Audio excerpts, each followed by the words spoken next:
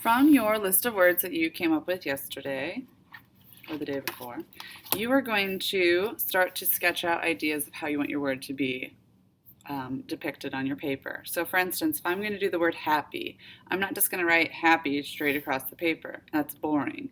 So I'm going to think about what happy means to me. How can I arrange it in a way that it's interesting for the viewer, and what I can do with the letters if I want to angle them, make them bigger, smaller, so forth. So in my sketchbook, I'm going to decide if I want my paper to go horizontally or vertically. So this is just going to be my rough draft, my sloppy copy. I'm going to sketch out where I want my letters to be. So if I want to do happy, maybe I'm going to make them large and show them like a wave.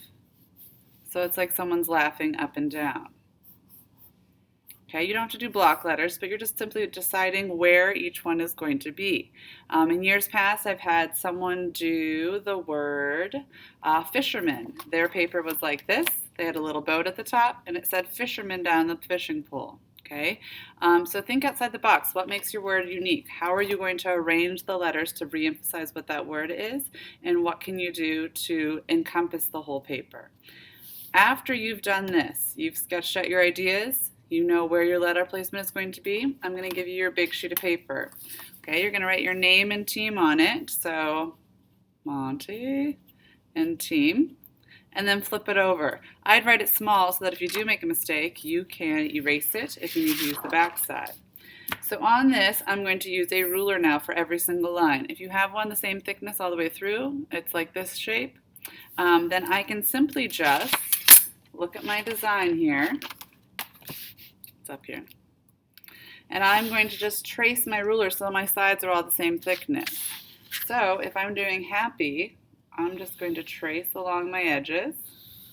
I would do this lightly in case you make a mistake, then you can erase it. If you press too hard, you cannot erase it, and then you're going to see those pencil marks every time you go to do this.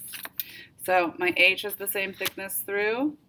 I'm going to connect it in the middle here, and then I'm going to cap off the tops and bottoms.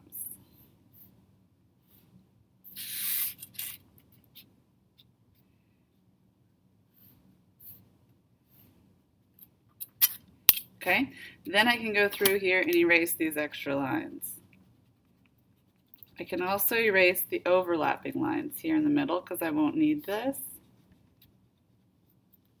Notice I must have pushed too hard with my pencil because you can still see those, but I'll do my best to cover like so. I'm just going to trace it here. So I guess I could have done the bottom lines here.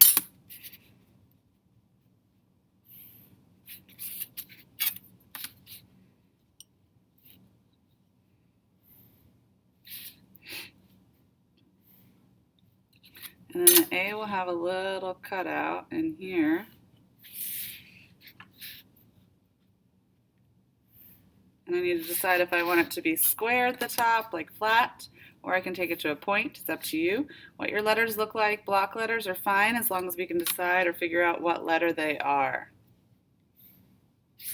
And then I would erase. Then I'd go on and do my P, and my Y. Okay, so today we're only doing our block letters only with a ruler. Draw lightly in case you make a mistake.